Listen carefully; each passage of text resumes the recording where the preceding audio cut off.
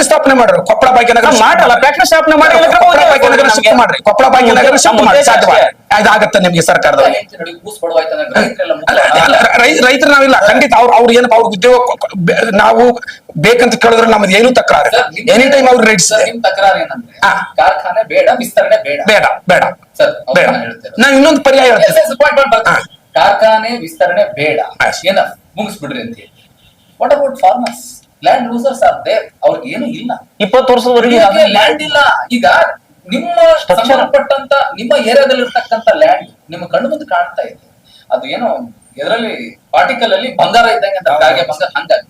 What about sir, ನಿಮ್ ಇದ್ರ ಬಗ್ಗೆ ನಿಲ್ವೆ?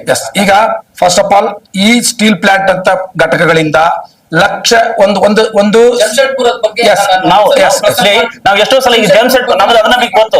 ಜಮ್ಶೆಡ್ಪುರ ಅಂತಕ್ಕಂಥದ್ದು ಒಂದು ಊರು ನಡು ಮಧ್ಯದಲ್ಲೇ ಫ್ಯಾಕ್ಟರಿ ಇದೆ, ನಡು ಮಧ್ಯದಲ್ಲಿ ಫ್ಯಾಕ್ಟರಿ ಇದೆ. ಸುಮಾರಾಗಿ ಅದು ಸುತ್ತುವರಿದೆ ಆಗಿಬಿಟ್ಟು ಸುಮಾರಾಗಿ 2.5 lakhs ಜನರು ಅಲ್ಲಿ ವಾಸ ಮಾಡ್ತಾ ಇದ್ದಾರೆ.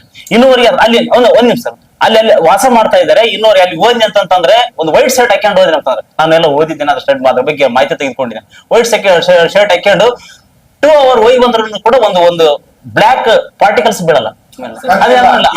ಒಂದ್ ನಿಮಿಷ ಅಲ್ಲಲ್ಲ ಭರವಸೆ ನಮಗೆ ಏನ್ ಭರವಸೆ ಇದೆ ಅಂತಂದ್ರೆ, ನಮಗೆ ಭರವಸೆ ಇದೆ ತಂತ್ರಜ್ಞಾನವನ್ನು ಉಪಯೋಗ ಮಾಡ್ಕೊ